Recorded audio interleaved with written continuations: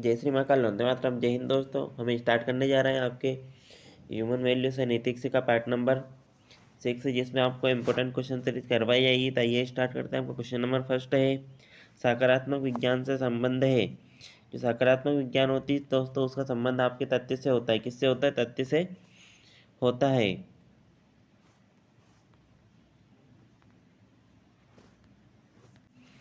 Next question है आपका, सकारात्मक विज्ञान के लिए उदाहरण है। दोस्तों, सकारात्मक विज्ञान का संबंध तथ्य से होता है। सकारात्मक विज्ञान के लिए इनमें से कोई भी उदाहरण नहीं है। नीति, तर्क और सौंदर्य परक ये सभी सकारात्मक विज्ञान के लिए उदाहरण नहीं है। क्वेश्चन नंबर 53 की बात करेंगे। क्वेश्चन नंबर 53 क्या है कि डेड डेज को संबंधित घटनाओं या वस्तुओं के एक विशेष सेट के बारे में एक व्यवस्थित और कमोबेश ज्ञान के पूर्ण निकाय के रूप में परिभाषित किया जा सकता है। दोस्तों, किसको? जो विज्ञान है ना, किसको? विज्ञान को संबंधित घटनाओं वस्तुओं के एक विशेष सेट के बारे में एक व्यवस्थित और कमोबेश ज्ञान के पूर्ण निकाय के रूप में परिभाषित कर सकते हैं। नेक्स्ट क्वेश्चन की ओर बढ़ते हैं। नेक्स्ट क्वेश्चन आपका है क्वेश्चन नंबर 54। सकारात्मक विज्ञान है। दोस्तों, सकारात्मक विज्ञान वस्तु तथा घटनाओं का वर्णन करता है। सकारात्मक विज्ञान क्या करता है? वस्तु तथा घटनाओं का वर्णन करता है। क्वेश्चन नंबर 55 की बात करेंगे। 55 बोलता है, निम्नलिखित में से कौन सा गलत कथन है? दोस्तों, मानक विज्ञान वास्तविक तथा उनके नियमों से संबंधित है। क्या मानक विज्ञान वास्तविक तथ्यों या उनके नियमों से संबंधित है? यह कथन असत्य यह कथन असत्य या गलत होगा। कौन सा? मानक विज्ञान वास्तविक तथ्यों या उनके कानूनों से संबंधित है या नियमों से संबंधित है, यह कथन गलत होगा। नेक्स्ट क्वेश्चन 56 की ओर बढ़ते हैं। 56 क्या है आपका कि निम्नलिखित में से कौन सी क्रिया नैतिक निर्णय की वस्तु है? दोस्तों, तर्कसंगत व्यक्तियों के स्वैच्छिक और अभ्यस्त कार्य है ना, तर्कसंगत व्यक्तियों के स्वैच्छिक और अभ्यस्त कार्य ही नैतिक निर्णय की वस्तु होती हैं। दोस्तों, नेक्स्ट क्वेश्चन की ओर बढ़ते हैं कि नैतिकता से संबंधित है। दोस्तों, नैतिकता से स्वैच्छिक क्रियाएं संबंधित होती हैं। नैतिकता से क्या संबंधित होती हैं? आपकी स्वैच्छिक क्रियाएं जितनी भी होती हैं नैतिकता से संबंधित होती हैं। दोस्तों, नेक्स्ट क्वेश्चन की ओर बढ़ेंगे। 58 आपका है, एक नैतिक प्रश्न का पता लगाए। है ना, नैतिक प्रश्न क्या है? क्या हत्यारे को मारना जायज है? यह क्या है आपका? एक नैतिक प्रश्न होता है। पूजा करने का सबसे उपयुक्त तरीका क्या है? यह कोई नैतिक क्वेश्चन नहीं है, लेकिन क्या हत्यारे को मारना जायज है? यह एक नैतिक प्रश्न है। दोस्तों, नेक्स्ट क्वेश्चन की ओर। दोस्तों, PDF लेने के लिए आप डिस्क्रिप्शन बॉक्स में दिए गए लिंक द्वारा हमारे व्हाट्सएप ग्रुप को ज्वाइन कर सकते हैं। साथ ही साथ आप 7697505033 इस नंबर पर ज्वाइन लिख करके मैसेज कर सकते हैं और PDF प्राप्त कर सकते हैं। एग्रीकल्चर से रिलेटेड हर वीडियो को नोटिफिकेशन लेने के लिए आप हमारे चैनल को सब्सक्राइब कर लीजिए, ताकि आपके पास हर वीडियो को नोटिफिकेशन मिल सके। और कमेंट बॉक्स में वंदे मातरम लिखना ना भूले। जय हिंद, वंदे मातरम। दोस्तों, नेक्स्ट क्वेश्चन की ओर बढ़ते हैं। नेक्स्ट क्वेश्चन आपका क्या है?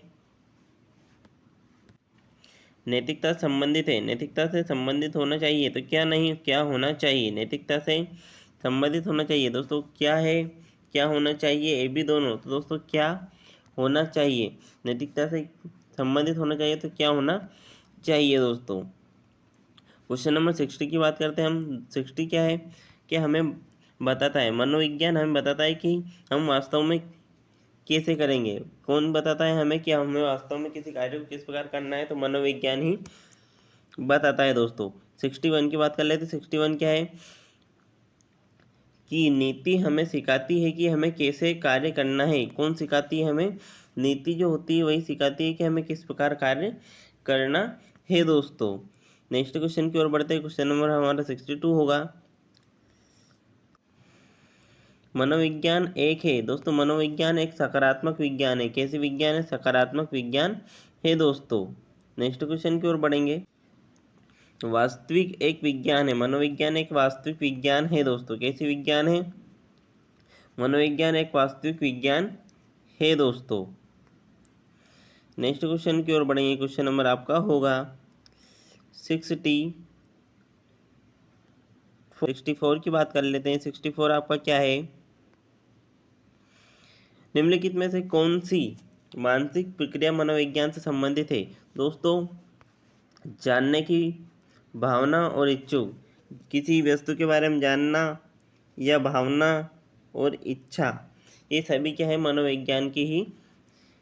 मनोविज्ञान से संबंधित होती हैं दोस्तों। नेक्स्ट क्वेश्चन की ओर बढ़ते हैं। क्वेश्चन नंबर आपका होने वाला है 65। 65 क्या है आपका? नैतिक कार्रवाई का उत्कृष्ट रूप क्या है? दोस्तों, नैतिक कार्रवाई का उत्कृष्ट रूप होता है कर्तव्य की भावना। क्या होता है? कर्तव्य की भावना।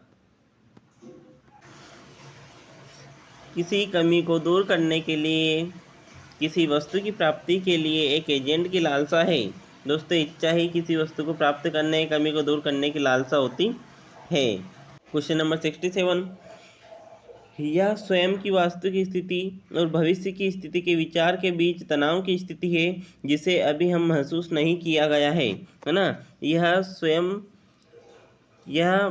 की वास्तविक स्थिति और भविष्य की स्थिति के विचार के बीच तनाव की स्थिति है, जिसे अभी तक महसूस नहीं किया गया है। तो इच्छा ही क्या है दोस्तों? स्वयं की वास्तविक स्थिति और भविष्य के बीच की स्थिति होती है। क्वेश्चन नंबर हम बात करेंगे 68 की। दोस्तों, 68 आपका क्या बोलता है कि प्रबल इच्छा क्या कहलाती है? दोस्तों, प्रबल इच्छा को हम तमन्ना के नाम से जानते हैं। प्रबल इच्छा को ही हम तमन्ना कहते हैं, है ना? प्रबल इच्छा क्या कहलाती है? आपकी तमन्ना कहलाती है दोस्तों। नेक्स्ट क्वेश्चन की ओर एक प्रभावी इच्छा है। दोस्तों, तमन्ना एक प्रभावी इच्छा होती है। तमन्ना या फिर इच्छा, है ना, क्या होती है? एक प्रभावी इच्छा होती है। तमन्ना एक प्रभावी इच्छा है दोस्तों। ये तमन्ना एक प्रभावी इच्छा है। नेक्स्ट क्वेश्चन की ओर बढ़ते हैं। क्वेश्चन नंबर 70 कि हमें एक निश्चित तरीके से कार्य करने के लिए प्रेरित करता है। दोस्तों, प्रेरणा जो होती है, प्रेरणा या मकसद जो होता है, यह हमें निश्चित तरीके से कार्य करने के लिए प्रेरित करते हैं दोस्तों। नेक्स्ट क्वेश्चन की ओर बढ़ेंगे। Question number 71